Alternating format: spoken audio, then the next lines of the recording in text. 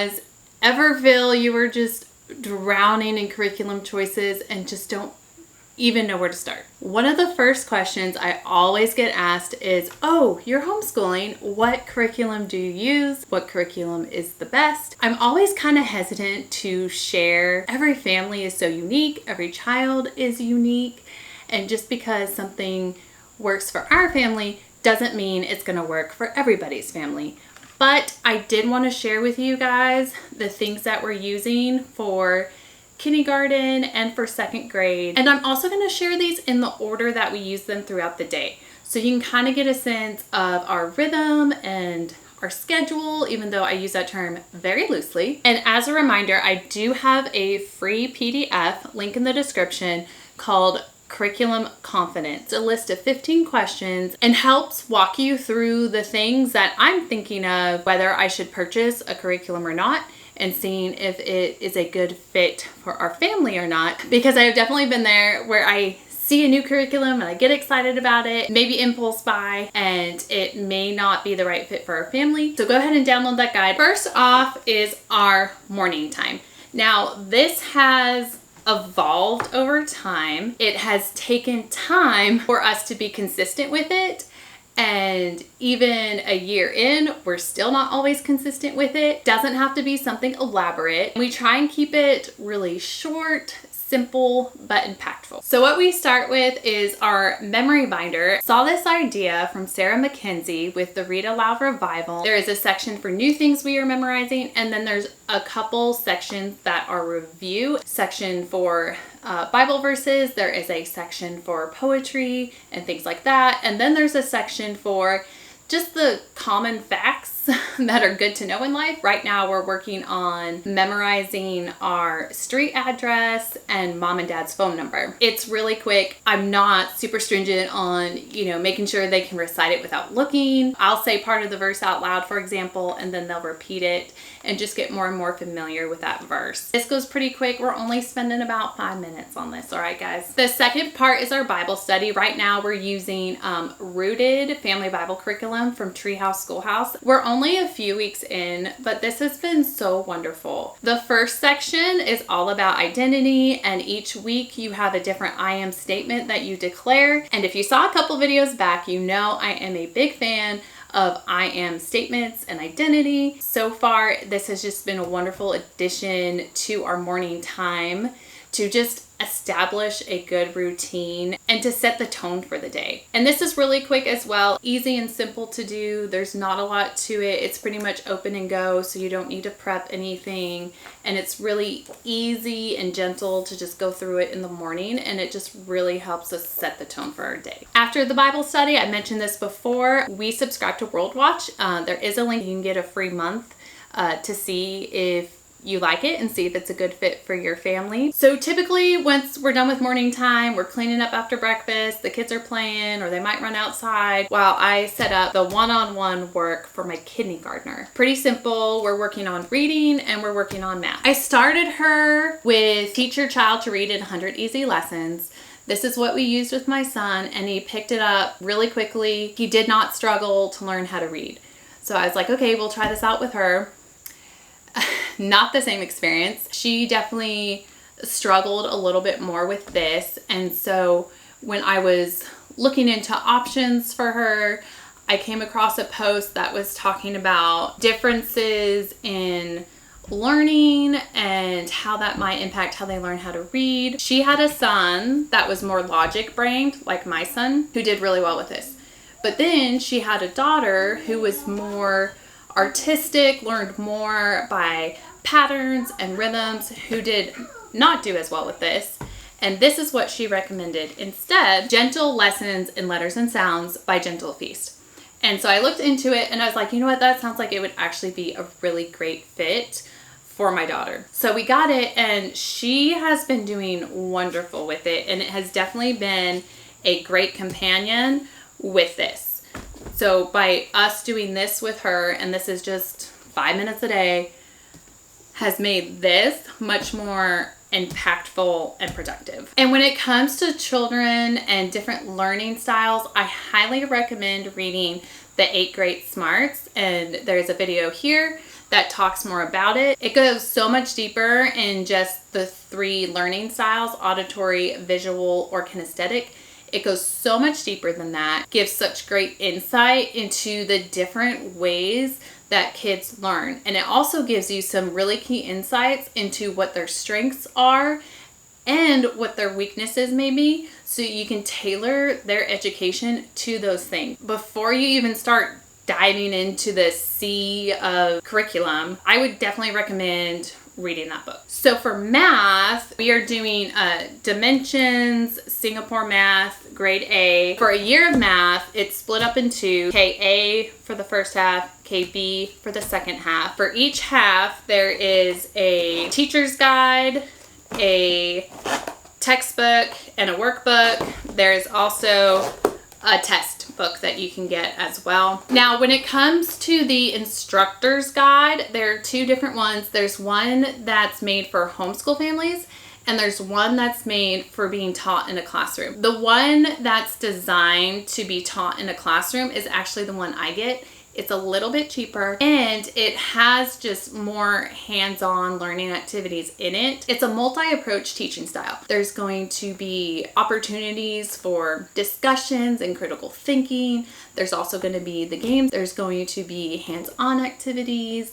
And the other thing I like is there's also book recommendations with every new chapter. Now, I would say this math, it is more mastery based with spiral elements. So what in the world does that mean? Mastery is where it's set up in a way that you master one topic, one element before moving on to the next one. In a spiral type curriculum, you wouldn't necessarily be mastering one topic before moving on to the next, but later on in the curriculum, you'll spiral back to it. Like I said, this is more mastery, but it does have spiral elements in the sense that, for example, in level K, they'll be learning number bonds and addition to a certain level. In the first grade level, they'll come back around to that and go at a deeper level, and the same thing for other topics as well. So far, I've definitely seen it encourage critical thinking in both my kindergartner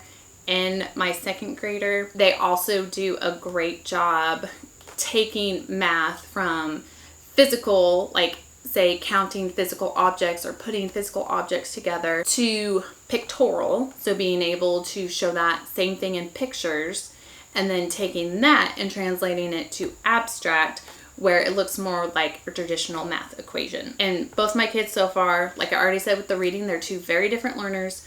Both of them so far have done really well with this math curriculum. Now, just a note, and this is for all curriculum in general as a reminder, curriculum is not going to make or break your homeschool, okay? You are in charge of the curriculum. It's not in charge of you. You can use it and tailor it how you see fit.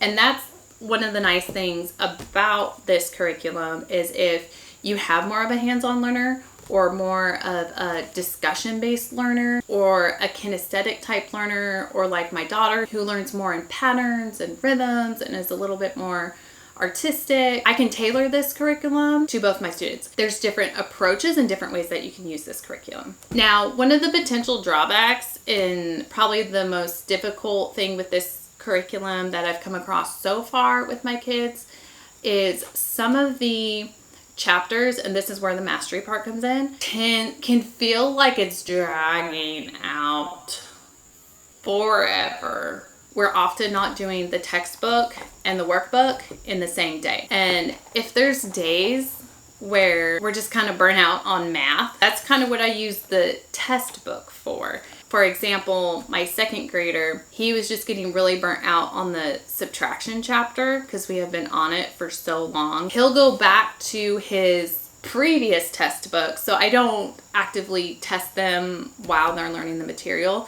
but I have the test book on hand, so he'll do the test book from the previous grade or the previous half and do those tests. So it's more like review for him, and it's, gives him a little bit of break of all the new stuff, but he's getting the review, and it's such a relief for me sometimes, honestly, Because I was like, back when we were learning that stuff, I was like, all right, we're struggling. Are we learning this? I'm not sure. I think you're getting it, but maybe missing some stuff here and there. But then you see him go back and do the test of those same problems, and he's just breezing through it. So one of the other potential downsides to Singapore math is the cost. So if you're buying the full bundle of the first half and the second half with the both teacher guides and the textbooks and the workbooks and the test book, you're looking at about $145, maybe a little bit more with shipping and tax and stuff like that. But if you're using it for multiple kids, just hold on to the teacher guide, and the workbook and textbook are about $15 each. And oftentimes you can see if you can find the teacher guide either used or at a discount homeschool store and be able to get it that way. And then you're just purchasing the workbook and the textbook. The other thing that we're using for her, and this is kind of for all the kids, I have the Nature Book Flood from Peaceful Press, other read aloud books or other activities or recipes that I want to sprinkle in. And that's all the one-on-one stuff for my kindergartner. I've been into one-on-one with my second grader. We usually start with language arts, and for language arts, we have always used IEW. I had listened to Andrew Pudewa, the founder of IEW, on Sarah Mackenzie's podcast, The Read Aloud Revival. So I can link that below if you're interested, because just listening to him talk and hearing about his just philosophy on education and language arts and writing, I was like, yeah, that sounds, I can get behind that. I feel good supporting that. And so we tried it out and we've been very pleased with it. So we've done primary already. We're finishing up Bible Heroes. And next we're going to jump into Adventures in Writing. So this comes with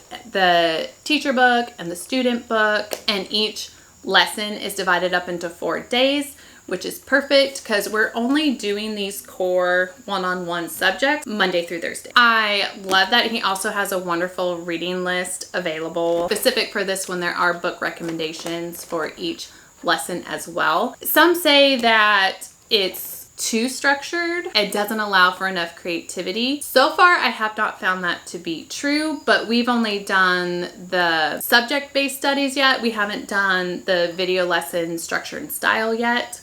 And so at least for the ones that we have done, I have found that it provides a good structure, a good basis for writing, and still allowing creativity. And this has been wonderful for my logic brain child. Most boys I know are not a fan of writing, and my son is not the biggest fan either, but he really doesn't give me too much fuss on the writing, depending on the day. But if you have a writer, they want to get it done, they need to see the roadmap, and if you provide them a roadmap, X, Y, and Z, what they need to get done, they'll sit and get it done so that they can move on. I feel this is a good balance of providing that simple roadmap that they can follow to get the work done, still get a good result with some creativity in there as well. Now, when we started with IEW Primary, All About Spelling was included if you got the full package. And so we used the All About Spelling level 1. We're just about to finish up level 2. We have decided to continue with All About Spelling, so he'll jump into level 3. So one of the drawbacks with All About Spelling is it is a tad pricey. There's also going to be an added cost if you need to add on the letter tiles that they use. So there were a lot of distractions and interruptions filming this video, and when editing, I realized there was a portion of footage missing. So here goes take 2. When it comes to All About Spelling, there's a lot of things I like about it. It's a multi-sensory approach, and it teaches you more how to spell versus just memorizing a list of words every week. Now, granted, there's a lot of English words that do not follow the rules. So thankfully, All About Spelling, they sprinkle those things in. So it's also teaching you the words that don't always follow the rules, so you're aware of them. And yes, there are some English words that you just have to learn how to spell. But there's really no prep work. There's no busy work. It's fun, but also very straightforward. As you go through the lessons, there's also review built in, along with not just spelling words, but spelling phrases and sentences. I feel that has helped my son be a better, more confident writer and has made writing less of a struggle. There is an initial setup with the letter tiles. You don't have a whiteboard or the space, and sometimes they do get lost because my kids like to play with them. There is a $20 app. You can select your lesson and have the letter tiles you need for that lesson on a phone or iPad. The other thing about this curriculum is it's not student independent, so I am doing the teaching, but the lessons are broken up really nicely. So it's one lesson spread out throughout the week, and you can tailor those lessons and make them as long or short as you need them to be. And as we continue discussing the curriculum that we're using, just 2 quick points to be aware of with all of these curriculums in general. We do not adhere to any one philosophy when it comes to homeschooling or teaching style. We kind of use a mix of a lot of different things. The second thing to be aware of is, at this point, my kids are still really young, and so pretty much all these curriculums require me to be teaching and involved. So these curriculum choices might not be the best choice or fit for your family.